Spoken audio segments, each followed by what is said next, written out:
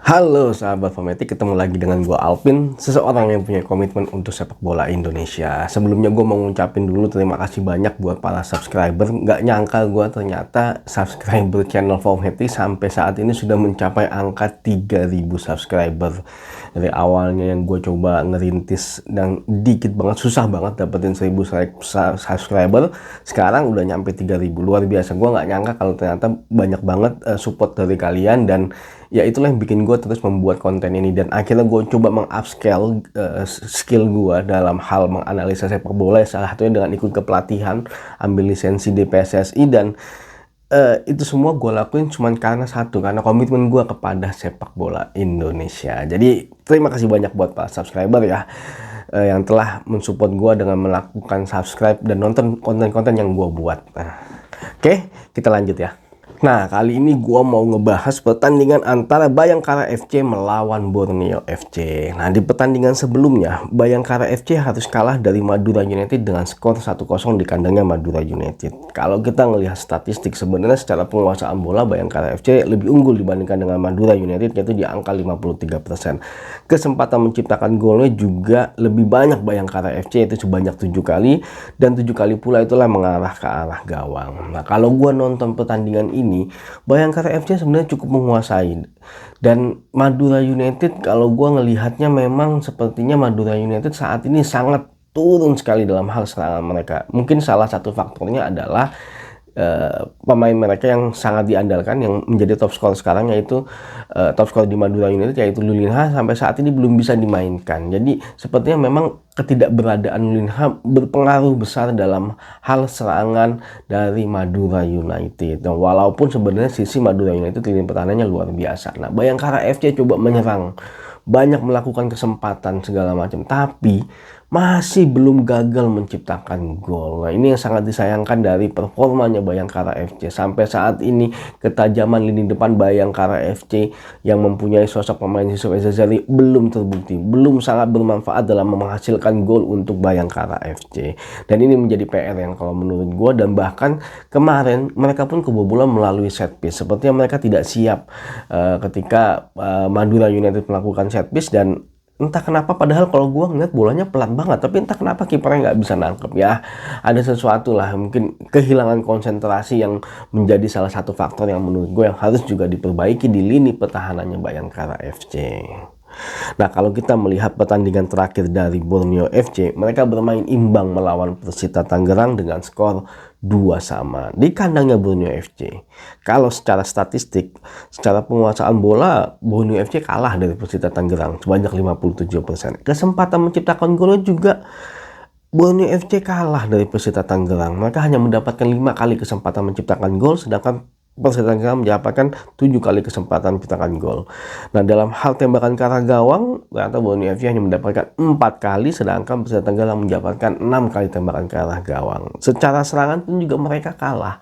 Borneo FC hanya mendapatkan 84 kali serangan dan hanya mendapatkan 45 kali serangan berbahaya, kalah dari Persita Tangerang. Di permainan ini memang gue ngelihat sepertinya permainan dari Borneo FC sedikit menurun di babak kedua. Jadi di babak pertama mereka sudah mulai membaik kalau menurut gue, bahkan mereka sebenarnya unggul lebih dulu.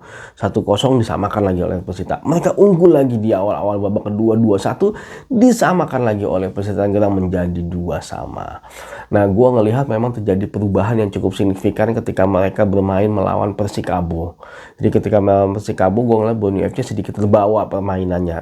Kehilangan lah pola permainan mereka yang sebenarnya itu, kehilangan kalau menurut gue. Dan sampai di pertandingan ini pun nggak sepenuhnya gue ngelihat sepertinya Borneo FC itu kurang greget sekarang itu. Jadi ketika mereka sudah berhasil unggul, mereka mengendorkan, tapi akhirnya apa? Persita Tangerang berhasil menyamakan kedudukan. Bahkan ketika mereka unggul 2-1 pun, mereka kehilangan konsentrasi, tidak mampu menjaga, tidak mampu melakukan clearance. Akhirnya bolanya malah jatuh ke pemain Persita ketika corner kick atau tendangan bebas, gue lupa. Akhirnya malah pemain Persita Elisa Basna berhasil menciptakan gol. Jadi sepertinya memang kehilangan konsentrasi dan mereka tuh nggak fokus kalau sekarang menurut gue. Dan itu mungkin ada sesuatu yang mungkin harus dibenahi dan menjadi PR dari pelatihnya Borneo FC agar mereka bisa segera bangkit, harus kembali ke performa sebelumnya kalau menurut gue. Karena itu harus pastikan karena jangan sampai dia akhirnya terpuruk. Padahal mungkin harusnya mereka bisa mengambil poin penuh di pertandingan ini, tapi mereka tidak berhasil sepertinya. Nah, kalau kita melihat secara histori, sebenarnya dua klub ini sudah sering ketemu, yaitu antara Bayangkara FC dengan Borneo FC. Nah, secara histori, Bayangkara FC sudah berhasil menang 3 kali, mereka imbang bermain 4 kali, dan Borneo FC juga berhasil menang sebanyak 2 kali. Nah, di pertemuan terakhir, mereka bermain imbang dengan skor 1-1. Kalau kita melihat kondisi sampai dengan saat ini, Bayangkara FC saat ini berada di posisi ke-14. Cukup jauh ya di bawah. Mereka hanya berhasil 2 kali menang, 2 kali seri, dan 5 kali kalah. Sedangkan Borneo FC saat ini berada di posisi kedua klasemen sementara. Mereka berhasil menang 6 kali, seri sekali, dan kalah sebanyak 2 kali. Jadi kemarin seri itu seri pertama ya berarti dia. Nah, kalau kita melihat statistik dalam hal gol per pertandingan, Bayangkara FC memang produktivitasnya rendah sekali ya. Masih di bawah 1, angkanya itu di angka 0,89 gol per pertandingan. Sedangkan Borneo FC cukup produktif sebenarnya di angka 2,33 gol per pertandingan. Tapi dalam hal kebobolan ataupun dalam lini pertahanannya mereka, Bayangkara FC dan Borneo FC sama-sama di angka 1,33 gol per pertandingan. Jadi memang di sini kelihatan sekali kalau gua ngelihat bahwa Bayangkara FC memang lini produktivitasnya masih belum terbukti cukup kuat, walaupun mereka mempunyai striker yang kuat, sepertinya kurang berhasil dimanfaatkan. Memang pemain itu banyak banget ya, kemarin sangat bersinar di musim lalu. Ketika mereka pindah klub, mereka akan hilang kemampuannya. Seperti contohnya Yusuf Ezezeri, Ciro Alves, dan juga Tessy Marukawa. Jadi pelatih lah, tergantung dari pelatih yang bisa mengangkat kehebatan dari para pemain. Kalau ganti pelatih bisa jadi mereka nggak akan sama lagi gitu. Itu menjadi salah satu faktor juga kalau menurut gua lah.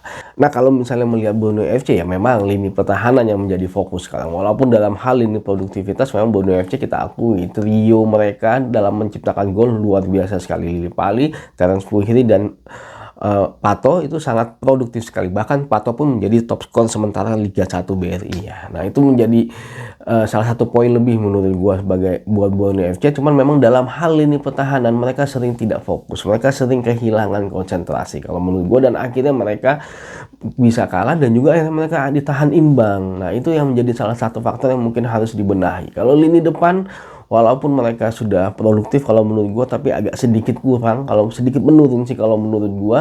Tapi mereka mempunyai pemain pengganti seperti Sihran yang bisa bermain ya agak jauh beda dengan pemain utamanya mereka kalau menurut gua. Nah, tapi lini pertahanan lah yang menjadi salah satu faktor dari Borneo FC untuk meraih poin kalau menurut gua. Nah, balik lagi ke pertandingan ini antara Bayangkara FC melawan Borneo FC. Kalau secara statistik harusnya Borneo FC bisa memenangkan pertandingan kali ini. Tapi melihat performa dari Borneo FC yang masih kurang begitu baik di 2 pertandingan terakhir, kalau menurut gue ya bisa jadi sih pertandingan ini akan berakhir imbang ya. Walaupun Bayangkara FC secara produktivitas masih belum dapat juga, secara produktivitas masih belum tune in juga kalau menurut gue. Ya nggak tahu, siapa tahu di pertandingan ini dia bisa tune in lagi ya, kita nggak tahu. Tapi kalau menurut gue sih kemungkinan secara performance pertandingan ini akan bermain imbang. Tapi masih ada kemungkinan kok kalau Borneo FC bisa memenangkan pertandingan kalau menurut gue. Oke, terima kasih udah nonton video ini. Jangan lupa saksikan berita terus mengenai sepak bola Indonesia di channel ini. Maju sepak bola Indonesia, Indonesia juara.